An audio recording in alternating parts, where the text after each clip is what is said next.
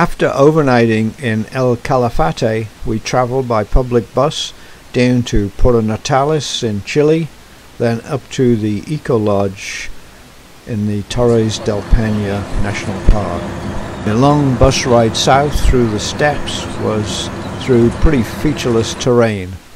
At Puerto Natales we met our guide and the other people that would be in our hiking group, and then transferred to a smaller vehicle for the rest of the journey up to the eco camp. In Puerto Natales, which is actually a real port even though it's 120 miles from the ocean, accessible through fjords and lakes. Right, we now travelled on pretty rough roads entering the park, and we get our first glimpse at the Torres del Paine mountains.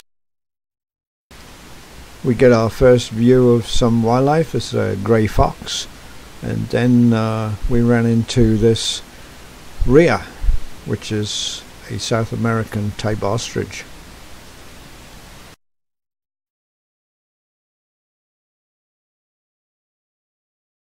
After a lengthy day's travel, we finally arrived at the eco camp. It was a most welcome sight, beautifully situated.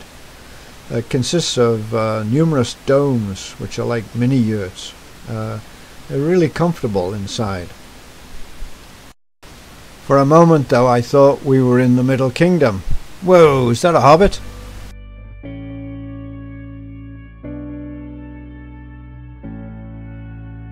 Inside the domes they were pretty sumptuous actually. There were a number of large communal domes which housed a bar, and an eating area, and for you sir, the fish.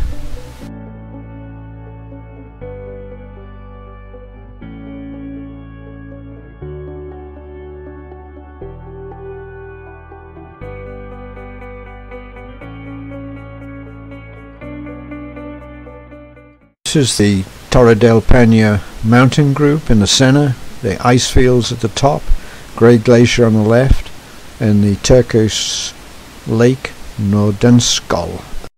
I had two great guides. This is Jonas and this is Jorge, explaining our route today. We'll be hiking from the eco camp down to Refugio Curanos.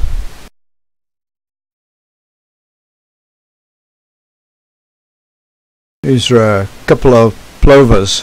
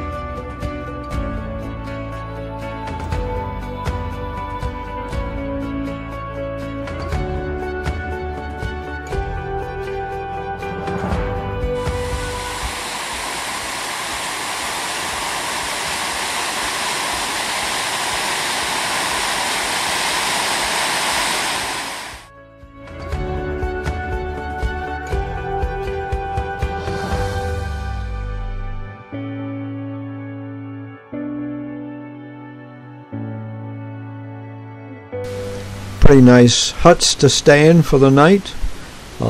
Even had a stove in, home from home.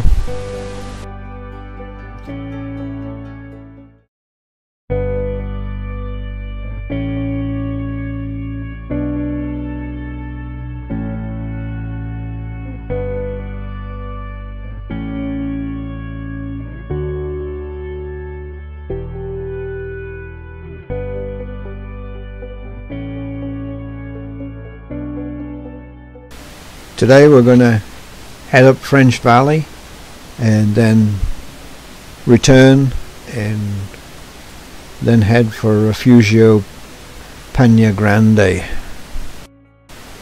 Well, the weather forecast predicts a nice hiking temperature around 60 degrees, but with a wind that's probably going to lift us off our feet.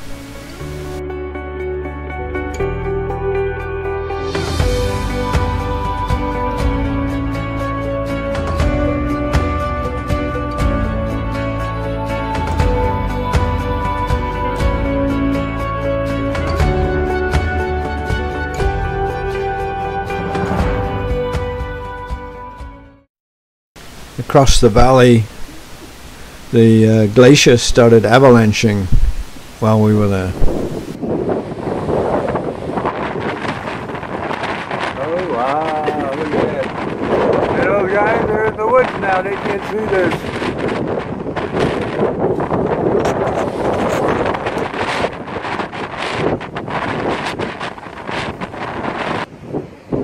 Oh wow, that is just pouring out.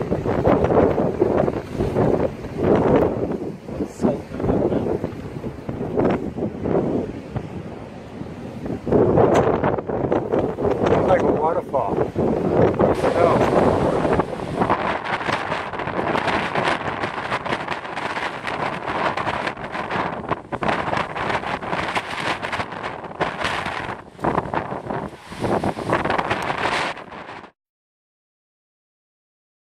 Inventive ways of keeping your hat on in the wind.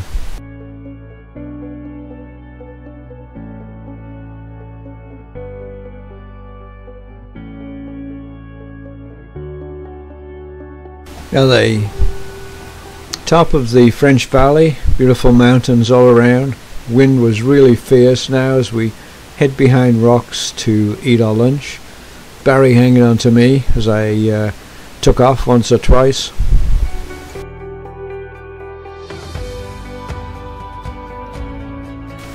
After a long day's hike, we arrived at Refugio Paine Grande.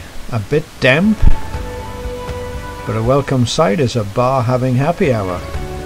They really know how to treat hikers down here.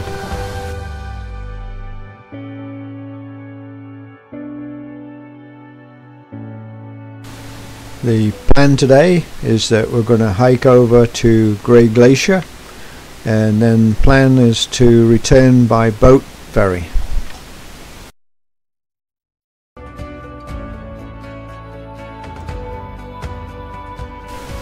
A nice sunrise and very dramatic start to the day with the mountains and the mist.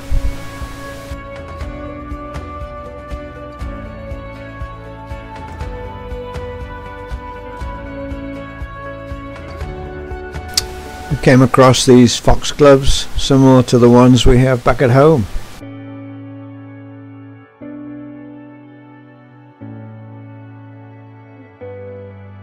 Now arrived at Lago Grey. Some icebergs floating in the lake. These are carved off the Grey Glacier.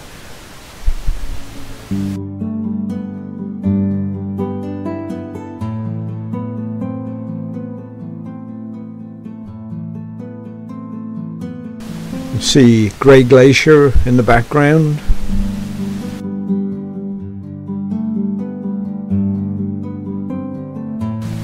Well, the wind had come up something fierce now, and our guide heard over the radio that the ferry that we would have taken back down the lake had been cancelled, so we had to make some alternate plans. There's southern Caracara watching us eat our lunch.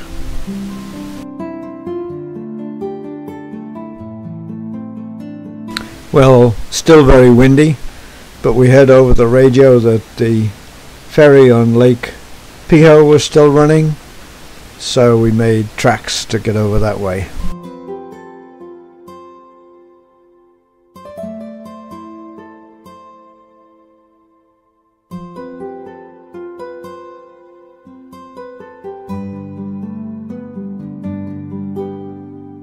Well, the ferry spotted, heading over to the dock. There's a twin hull, fairly high speed ferry.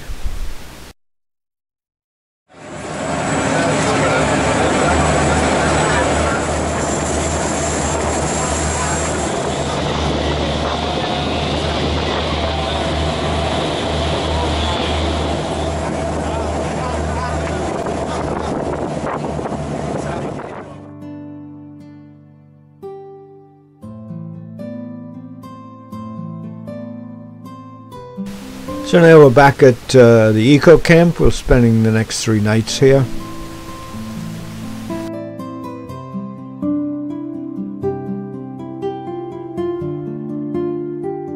Today's hike's going to take us up the valley and then up to the base of the Torre del Paine towers.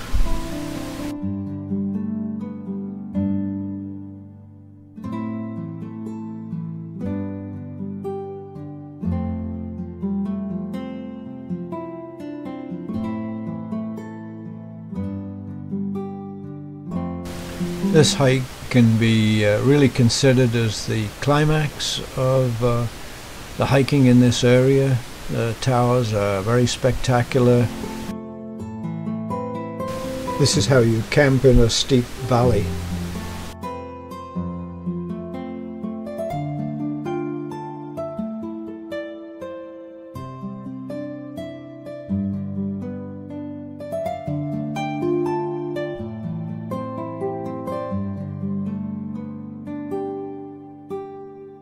After a number of miles of steady climbing, we now came to the last part, which was a very steep uphill section over the moraine and into the basin with the lake just below the towers.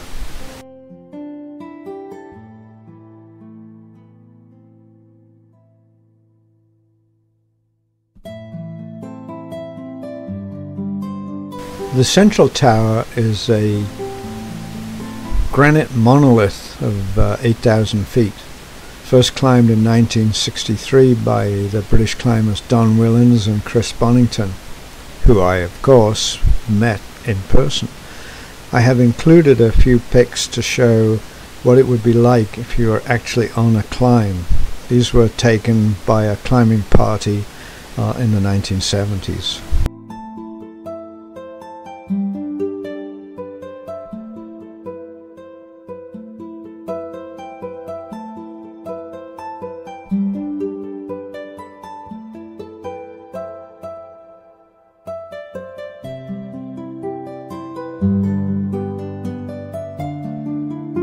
On the way down we passed this horse train going up. This is how they resupply all the huts.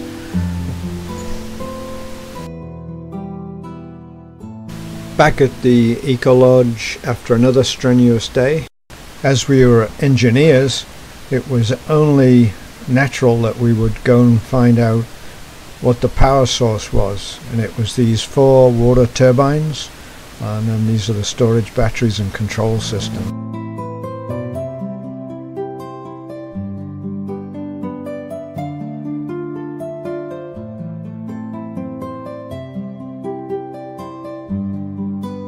Well, our last day was a lot more laid back. We were traveling around to go and see some of the lakes and wildlife. Even though it's summer, you can see that overnight there was a smattering of snow on the tops of the mountains.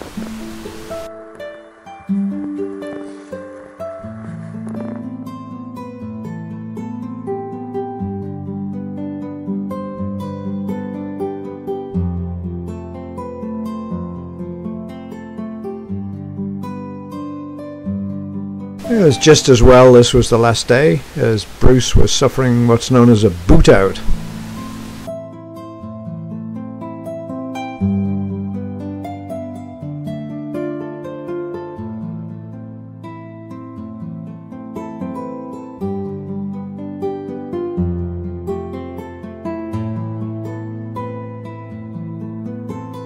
Some black-necked swans and some flamingos on the far side of the lake, and this was a black-chested buzzard eagle.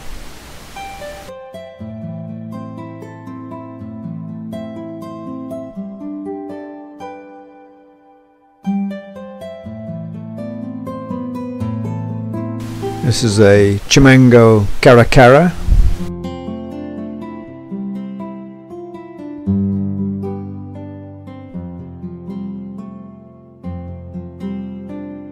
You can see where we were yesterday at the base of those towers. A flock of flamingos on the side of the lake.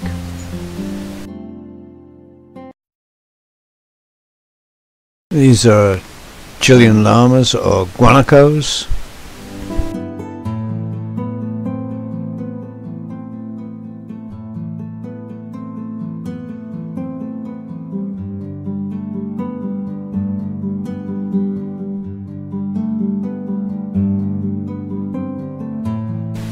Looking at me.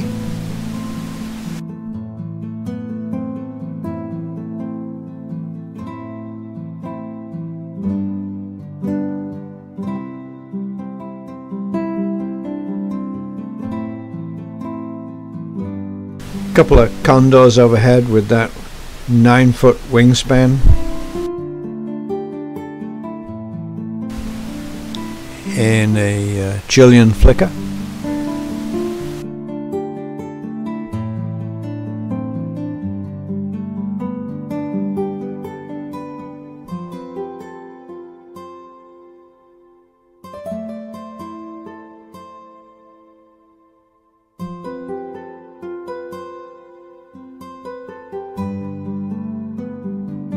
Couple of caracaras.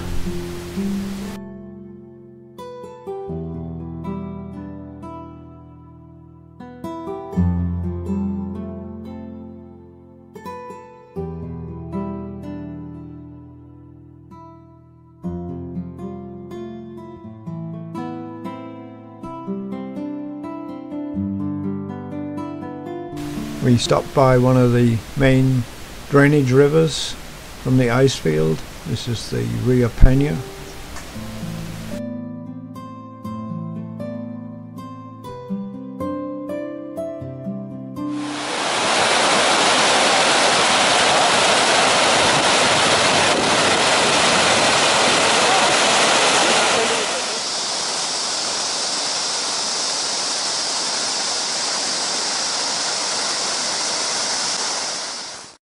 We'd soon be saying goodbye to our two guides who'd made our trip so enjoyable.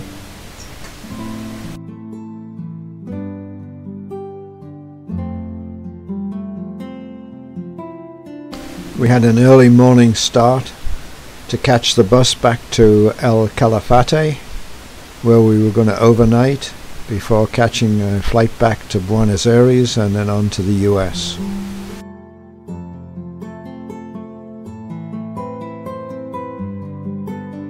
And so the journey home begins.